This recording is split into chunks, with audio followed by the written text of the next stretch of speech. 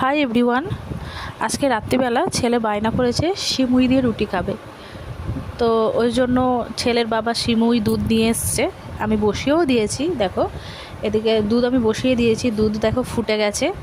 আর একদিকে আমি সিমুইটাও ভাজতে বসিয়ে দিয়েছি।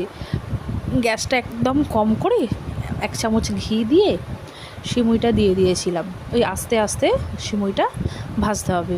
আর দুধটা যেহেতু ফুটে গেছিলো, ওর মধ্যে 3টে এলাচ আর 2টো তেজপাতা দিয়ে দিয়েছিলাম। তারপর আর একটু দুধটা ফুটিয়েছি, কারণ এলাচের আর তেজপাতার ফ্লেভারটা তাহলে দুধের মধ্যে একদম ছড়িয়ে যাবে। তারপর দুধ যখন আবার ফুটে গেল, তখন দিয়ে দিলাম পরিমাণ মতো চিনি। চিনি দেওয়ার পর আরেকটু ফুটিয়ে নিলাম। তারপরে দেখো যে আমার সিমুইটাও ভাজা হয়ে গেছে। সিমুইটা কিন্তু আমি ঘি দিয়ে ভেজেছিলাম, 1 চামচ ঘি দিয়ে তারপর ভেজেছিলাম। সিমুইটা না আজকে নিয়ে এসছে ওর বাবা, একটু মোটা। আমি অন্য একটা সিমুই খাই যেটা একদম লম্বা লম্বা হয়, একটু সরু সরু হয়, ওইটা বেশি খেতে ভালো লাগে। তো ওটা নাকি বললো দোকানে পাওয়া যায়নি। তো যাই হোক, এটাই নিয়ে এসেছে, এটাই করছি। তো দেখো সিমুইও ভাজা হয়ে গেছে, দিয়ে দিলাম দুধের মধ্যে পুরোটা।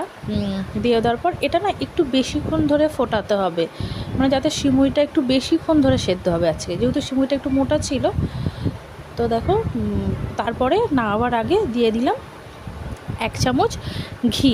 নামাবার আগে 1 চামচ ঘি দিলে সিমুইটা আরও বেশি খেতে সুন্দর লাগবে, ওই জন্য দিয়ে দেওয়া হয়েছিল। আর দেখো দুধও আছে অনেকটা, মনে হচ্ছে ক্যামেরায় যে দুধটা অনেকটা আছে, কিন্তু না, এটা ঠান্ডা হয়ে গেলে এই দুধটা পুরোটা মানে পুরো সিমুইয়ে টেনে নেবে আর পুরো শুকিয়ে শুকিয়েই যাবে।